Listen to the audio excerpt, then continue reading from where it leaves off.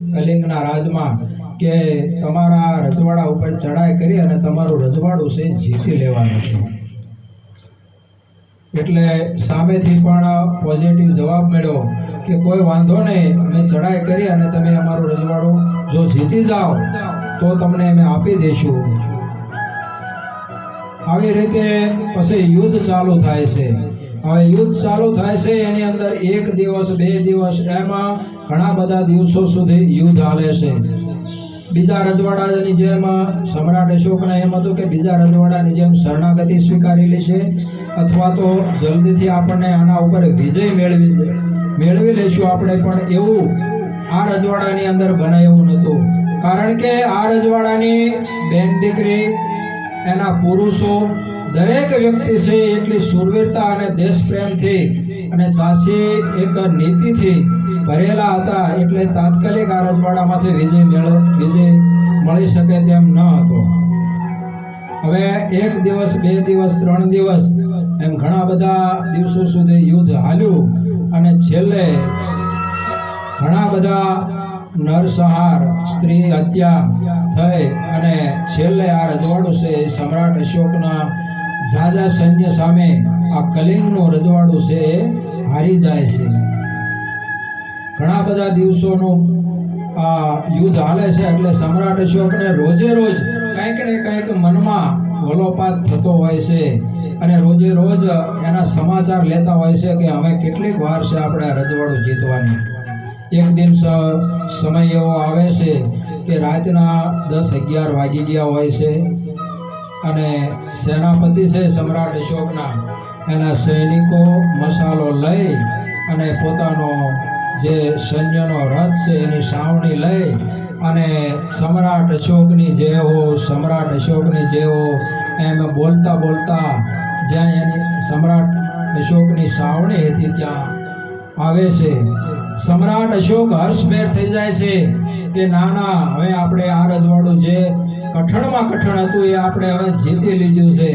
એને પોતાને પણ મનમાં એમ થઈ છે અને અહંકાર આવે છે કે હવે તો બીજા રજવાડા હું ઘડીકમાં જીતી લઈશ, એવો એને મનમાં વિચાર આવે છે. સૈનિક છે એ સાવણીમાં આવી અને રાજાને સલામ કરે છે અને કહે છે કે મહારાજા, આપની જેવો આ કલિંગનું રજવાડું પણ આપણે જીતી લીધું છે.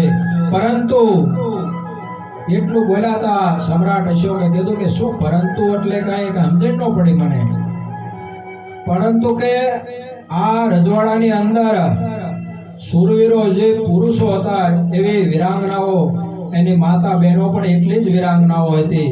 એટલા માટે બધું જ તે આપણે પૂરેપૂરું રજવાડું જીતવા માટે બહુ જ આપણે વાર લાગી. આ શબ્દ સાંભળતા જ તે સમ્રાટ અશોકને મનમાં એક એવો વિચાર આવ્યો કે તો આ પ્રજાને મારે જોવી પડશે કે મરતા જીવતા કે બધી હું અત્યારે જીતી તો લીધું છે, અત્યારે હાલમાં જે પરિસ્થિતિ છે એ પરિસ્થિતિ પ્રમાણે મારે એને જોવી પડશે.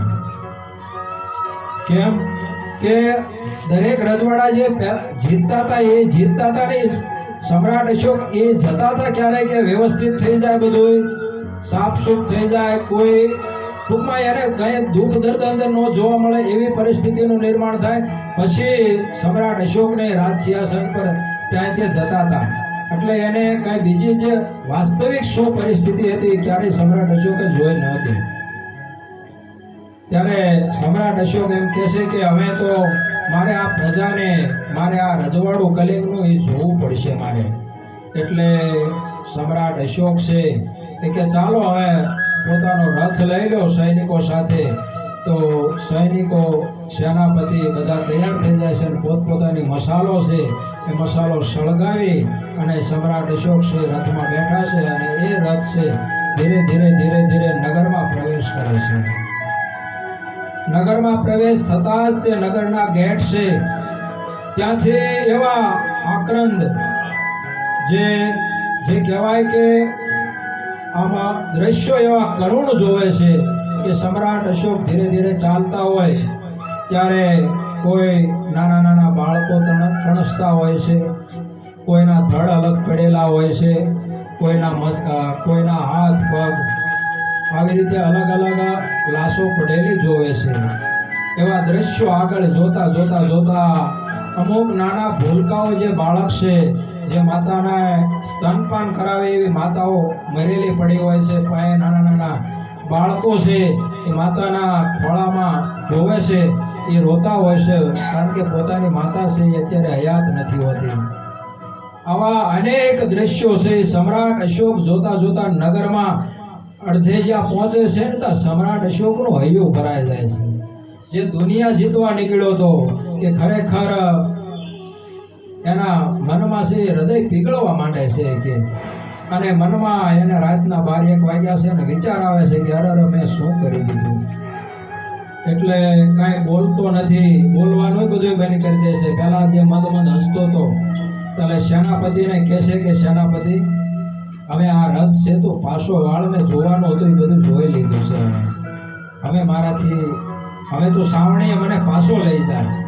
એટલે સેનાપતિ છે એને એ સાવણીએ રથ પાછો વાળે છે અને અશોક રાજાને પોતાની સાવણી હતી એ સાવણીની અંદર ત્યાં પાછા મૂકી જાય છે. સમ્રાટ અશોક છે આખી રાત વિચાર કરે છે કે મારે કંઈક મેળવવાનું અલગ હતું, અને જે આ અહંકારમાં આ એક ક્ષણિક જીવનની અંદર જે મેળવવાનું હતું એ મેં ન મેળવ્યું ને બીજું મેળવ્યું. કારણ કે મારે આ દરેક